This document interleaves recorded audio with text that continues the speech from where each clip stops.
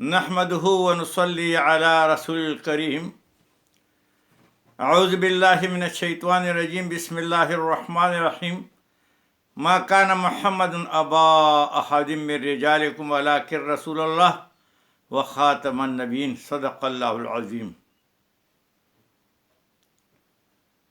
انا خاتم النبیین لا نبی بعدی صدق رسولہ الکریم.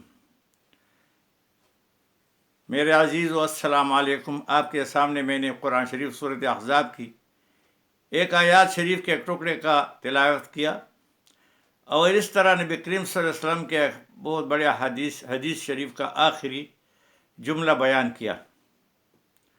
ان دونوں کا مقصد آج صرف یہ ہے کہ آج جو ملک میں جو افراتفری ہے، پہلے سے افراتفری ہے، اور افراتفری جو بنائی ہے وہ ہمارے عدالتوں نے بنائی ہے، بڑی عدالت نے. اس کی وجہ سے جو ہے سارا قوم جو ہے عذاب میں مبتلا ہے. اور آج جو ہے انہوں نے ایک اور فیصلہ دیا جو اس سے بھی بڑھ چڑھ کر ہے. پہلے جو ہے قوم کے اداروں پہ حملہ آور ہوا اور اب بھی دین پر حملہ آور ہوا، اور یہ اللہ کو جواب دے گا. جس میں قرآن میں اللہ نے فرمایا ہے کہ حضرت محمد صلی اللہ علیہ وسلم آخری نبی ہے، خاتم النبیین، اس پر مہر لگا دیا گیا. اس کے بعد اور کسی نبی نے نہیں آنا. اور نبی کریم صلی اللہ علیہ وسلم نے ایک مثال سے بات سمجھانے کی کوشش کی ہے کہ ایک شاندار بہترین قسم کا محل ہے اور اس میں ایک اینٹ کی کمی ہے جس سے وہ برا لگتا ہے، اور وہ کہتے وہ ایک اینٹ میں ہوں. جب میں دنیا میں آیا تو وہ جو دین کا محل تھا، نبیوں کا محل تھا، وہ پورا ہو گیا اور وہ شاندار ہو گیا. تو اس کے بعد اور کسی نے آنا نہیں. یہ 1840 کی بات ہے کہ ایک قادیان گاؤں میں، جو کہ انڈین پنجاب میں ہے، ابھی بہت بڑا قصبہ ہے، شہر ہے، اس وقت ایک چھوٹا سا گاؤں تھا. ایک بچہ پیدا ہوتا ہے، خاندان جو تھا وہ مرزا تھا، مرزا کے نام مرزا غلام احمد، اس کا نام غلام احمد تھا، جو بعد میں مرزا غلام احمد قادیانی کے نام سے مشہور ہوا. اور اس وقت وہ مختلف لوگوں سے دینی سبق سیکھتا رہا، کیونکہ اس وقت یہ ترتیب مدرسوں کی اس طرح نہیں تھا جو آج کل ہے. ہر جگہ مدرسے ہیں. علم اتنا پھیلا ہوا نہیں تھا، اسکول تو کدھر تھے ہی نہیں. تو جب انہوں نے یہ سیکھا، بڑا ہو گیا، تو اس نے آہستہ آہستہ مناظروں میں حصہ لینا شروع کیا. وہ باتونی تھا، باتوں میں بڑا تیز تھا، اور جو لکھت پڑھت کرتا تھا اس میں بھی بہت تیز تھا. لکھائی میں اس نے بہت سے کتابیں لکھی. پھر آہستہ ہوتا گیا. جو اس کے ارد گرد لوگ جمع ہوئے تھے تو انہوں نے ان کو بڑھاوا دیا، اور پھر جناب اس نے نبوت کا دعویٰ کیا، اور پھر یسیع موعود کی دعویٰ کیا کہ میں وہ عیسیٰ علیہ السلام ہوں جو آسمان پہ چڑھا ہے، اور میں ابھی زمین پہ اترا ہوں. اور پھر اس نے مہدی علیہ السلام کا بھی دعویٰ کیا کہ میں وہ ہوں. اور پھر اس نے یہ دعویٰ کیا کہ نبی کریم صلی اللہ علیہ وسلم کا نام محمد ہے، اور قرآن میں احمد کا ذکر آئے تو احمد میں ہوں. اور بہت سی ایسی چیزیں اس نے بیان کی. اس نے بڑی بڑی کتابیں لکھی، اور اس کے ارد گرد جو لوگ تھے اس کو دادرسی کرتے تھے کہ تم بڑے اونچے ہو، یہ ہے وہ ہے. اور خود بھی ہلاک ہو گیا ہمیشہ کے لیے، اور جن کے ماننے والے بھی جو ہے تباہ و برباد ہو گئے. یہ 1908 میں ہیضے کی بیماری سے مرا، اور اس کو ایسی بیماری اللہ تعالیٰ نے لگائی تھی پہلے سے کہ اس کو شوگر، اونچے درجے کی شوگر تھی، اور یہ دن میں کوئی 50 60 70 دفعہ چھوٹے پیشاب کے لیے جاتا، اور اس کو بہت دنیا جہان کی بیماری لگی ہوئی تھی. دنیا میں عذاب میں تھا، مگر اس نے اپنے آخرت کو بھی عذاب میں ڈالا، اور اس کے پیروکاروں کو بھی انہوں نے عذاب میں ڈالا. تو پھر 1974 کی بات ہے، میں پشاور میں نوکری پہ تھا، اچھا بھلا سب کچھ جانتا تھا. کراچی سے ایک ٹرین میں جو ہے کچھ جو اسکول کالجوں کے طلباء تھے وہ سیر کے لیے جو ہے مری وغیرہ، لاہور وغیرہ دیکھنے کے لیے آئے. اور پھر وہ ٹرین جو تھا ہوتے ہوتے وہ ربوہ، جو آج کل اس کو چناب نگر کہتے ہیں، اس اسٹیشن پہ رک گیا. اس میں زیادہ تر جو ہے دینی طلبات جماعت اسلامی کے ساتھ تعلق تھا، وہ بڑے تیز ترار تھے. بس وہ اس وقت یہ مہم شروع تھی قادیانیوں کے خلاف. وہ یہاں سے جب گزرے، ٹرین جو تھا وہ 2 منٹ کے لیے رکتا ہے، وہ انہوں نے وہاں زندہ باد مرد آباد کے نعرے لگائے، قادیانیہ مرد آباد، اور وہ چلے گئے. پیچھے سے انہوں نے یہ جو ربا والے جو تھے قادیانی تھے، انہوں نے پورا مشورہ کیا کہ کب آئیں گے. ان کی ریکی کی، اور جب وہاں سے دوبارہ واپس وہ آ رہے تھے، اسی پھر کچھ عرصے دنوں کے بعد، تو پھر وہ وہاں کھڑے رہے. ٹرین جب رک گیا تو انہیں ڈرائیور کو ٹرین سے اتار دیا، اور پھر جناب شروع ہو گئے. ان طالب علم کو بہت مارا ڈنڈوں سے، کسی کا سر توڑا، کسی کا ہاتھ ٹوٹا، کوئی مر گئے، کچھ کیا ہوا. اور یہ بات جو ہے وہ آگ کی طرف سارے پاکستان میں پھیل گئی، اور سارے پاکستان میں بس آگ لگ گیا. اور جدھر قادیانی ملتے ان کو جو ہے لوگ حملہ کرتے، ان کے گھروں کو توڑتے، لوگوں کو مارتے. جتنے بھی قادیانی تھے انہوں نے جو ہے وہ کینٹونمنٹ ایریا جہاں فوجی علاقے ہیں وہاں پناہ لی، گھس گئے. وہاں جو اسکول تھے وہ آرمی نے ان کو پروٹیکشن دی. اور پھر بھٹو کا زمانہ تھا، ہلا گلا مچ گیا. بھٹو نے جو ہے وہاں سیاسی چال چلا، اچھا کیا تاکہ ملک میں امن آ جائے. اس نے کہا کہ بھائی یہ بات جو ہے میں اکیلے نہیں کر سکتا، اور اگر اکیلے میں کروں تو اس کا کوئی قیمت نہ ہوگی، اس لیے یہ بات پارلیمنٹ میں جائے گی، اور پارلیمنٹ جو فیصلہ کرے گا وہ ہمیں منظور ہے، وہ امپلیمنٹ کریں گے. تو پھر قادیانیوں کے بڑے بڑے لوگ اور مسلمانوں کے وہ پارلیمنٹ میں جمع ہوتے، اور وہاں مناظرہ شروع ہو گیا. بہت دنوں تک مناظرہ چلتا رہا. آخر میں قادیانی ہار گئے کیونکہ وہ جھوٹے تھے، اور مسلمان جیت گئے. اور وہ پھر 2/3 میجارٹی سے اس کو بل کو پاس کیا گیا، اور اس دن سے یہ کافر ہو گئے کہ بھائی یہ کافر ہے.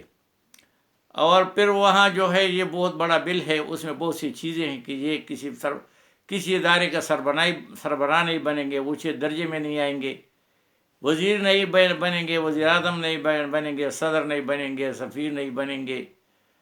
اور یہ جو ہے اپنا نشر و اشاعت جو ہے نہیں کریں گے، اپنے دین کی تبلیغ نہیں کریں گے. اپنے مسجد جو ہے، مسجد کو یہ مسجد نہیں کہیں گے، جو نام بھی اس کو دیں اس کے منارے مسجد کا شکل نہیں ہوگا. اور بہت سی چیزیں اس میں آئی. پھر یہ بل پاس ہو گیا، بل امپلیمنٹ ہو گیا. ابھی وہ چیز جو تھی وہ جا رہی تھی، بس وہ تو ابھی ایک آدمی نے جو ہے وہ سپریم کورٹ میں درخواست دی کہ جی ہم پاکستانی ہیں، ہمارے ساتھ اور جو اور اقلیتیں ہیں اس کے ساتھ ہمارا بھی کاروبار اسی طرح ہو جس طرح اور اقلیت ہے، سکھ ہے، ہندو ہے، عیسائی ہے، ہم ان کے برابر ہیں. اگر یہ کس طرح بھی نہیں ہے، کیونکہ وہ جو ہے اپنے آپ کو مسلمان نہیں کہتے ہیں، وہ اپنے آپ کو عیسائی کہتے ہیں، اور آپ اپنے آپ کو سکھ کہتے ہیں، ہندو کہتے ہیں، اور وہ کبھی بھی مخالفت نہیں کرتے. ان کا اپنا دین ہے، ان کا اپنا، مگر یہ اپنے آپ کو مسلمان کہتے ہیں. مسلمانوں کو یہ کافر سمجھتے ہیں. قادیانی نے بھی یہی کہا تھا، اور کتابوں میں ابھی لکھا ہوا ہے. تو ہمارا بدبخت جو ہے وہ چیف جسٹس جو ہے وہ بالکل بدبخت ہے، اس سے بدبخت کوئی نہیں ہے. ابھی تھوڑا سا عرصہ رہتا ہے، اور یہ داغ بھی ہے جو اس کے عمل نامے میں لکھا جائے گا کہ جناب اس نے ایسا فیصلہ کیا تھا. تو وہ فیصلے میں وہ کہتا ہے کہ یہ سب کچھ ان کے برابر ہے، یہ سب کچھ کر سکتے ہیں. ہوا کیا ہے کہ انہوں نے در پردہ ایک قرآن مجید کا تفسیر لکھا ہے، اور وہ قادیانی نے لکھا ہے. وہ چھاپنا چاہتے ہیں، وہ عام کتاب نہیں ہے، وہ قرآن ہے. اور عام کتاب اگر وہ لکھنا چاہے تو لکھنے جتنی مرضی لکھے، وہ لکھتے بھی رہے ہیں، مگر قرآن کو ماننا، قرآن کو لکھنا، قرآن کی تفسیر کہنا اپنی مرضی سے، یہ تو بالکل مخالفت پہ آئی. تو ابھی سارے لوگ جو ہے، علماء لوگ جو ہے، یہ تحریک ختم نبوت والے جو ہے، عام مسلمان میں بھی سب جو ہے اپنا اپنا حصہ ڈال رہے ہیں، تاکہ جس نے جو حکم کیا اس کو واپس لیا جائے. نظر ثانی کی درخواست دیں گے. نہ ایسا نہیں ہوگا تو اللہ گلا آگے بڑھے گا. پہلے ملک جو ہے معیشت اس کی خراب ہے، ساری چیزیں ان کی خرابی کی طرف جا رہی ہیں، اور ڈے ٹو ڈے جو ہے اور بھی خرابی کی طرف جا رہی. کوئی امن کا نام نہیں، نام و نشان نہیں. اور نہ امن کی طرف کوئی جا رہا ہے، اور اس امن میں بھی، اس بد امنی میں بھی اور اضافہ ہوا، اور یہ اضافہ جو ہے بہت خطرناک ہے۔ یہ بیڑیوں کا چتا ہے، اس میں جو آدمی ہاتھ ڈالے گا بس وہی اس کو سزا ہوگی۔ بس یہ جس نے بھی ایسا کیا، جس نے ان کی طرفداری کی ہے، یہ نواز شریف نے بھی کہا تھا کہ یہ ہمارے بھائی ہے، ہم ان کو کیوں برابر نہ سمجھے۔ اور بھائی وہ ہوتا ہے مسلمان کا بھائی ہوتا ہے، کافر کب مسلمان کا بھائی ہو سکتا ہے؟ تو یہ ایسی باتیں جو ہے یہ دین کو فائدہ نہیں دیتا۔ بے شک وہ ووٹوں کے لیے کرتے ہیں، ووٹوں کے لیے، یا ہمارے ابھی پرویز خٹک جو تھا وہ بھی مندر میں گیا تھا۔ یہ چیزیں اچھی نہیں ہیں، مسلمانوں کو اچھی نہیں لگتی۔ ووٹ جو ہے اس سے نہیں ملتے، ووٹ جو ہے وہ دلوں سے ملتے ہیں۔ آپ لوگوں کے دل لے لیں، پھر اس سے ووٹ بھی لے لیں۔ اگر آپ ان سے دل نہیں لیتے تو ووٹ وہ کہاں سے دیں گے؟ بس بھائی یہ کوشش کریں، جتنے بھی لوگ ہیں میرے سننے والے ہیں، یہ جو ہے یہ پورا یہ بات سنیں، اپنے عقیدہ کو درست کرے۔ نبی کریم صلی اللہ علیہ وسلم آخری نبی ہے، اور یہ نبی کریم صلی اللہ علیہ وسلم نے حدیث شریف میں فرمایا کہ 30 قیامت تک 30 ایسے لوگ جھوٹے اپنے آپ کو نبی کا دعویٰ کریں گے۔ ایک تو نبی کریم صلی اللہ علیہ وسلم کے زمانے میں بھی ایک نے دعویٰ کیا تھا، مسلمہ کذاب اس کا نام تھا، اور اس نے پھر ایک عورت کے ساتھ شادی کی تھی کہ اس نے بھی نبوت کا دعویٰ کیا تھا۔ تو یہ ہمیشہ سے ہوتا رہا ہے، کئی لوگوں نے کیا۔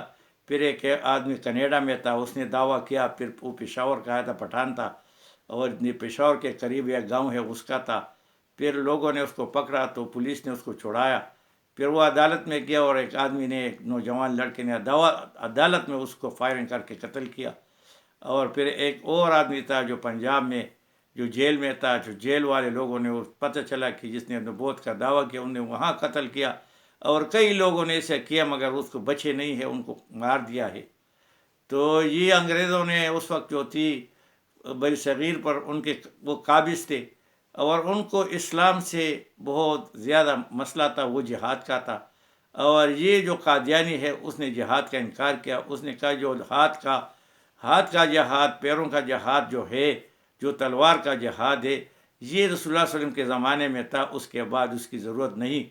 تو انگریزوں کو تو یہی چاہیے تھا تاکہ کوئی جہاد نہ کرے اور ہمارے ساتھ کوئی لڑے نہیں، کیونکہ انگریز جو تھے ادھر آئے تھے تو وہاں یہ موومنٹ جو جاری تھی 1857 کے سے یہ جاری تھی، اور یہ موومنٹ جو تھی وہ ان کے خلاف تھی۔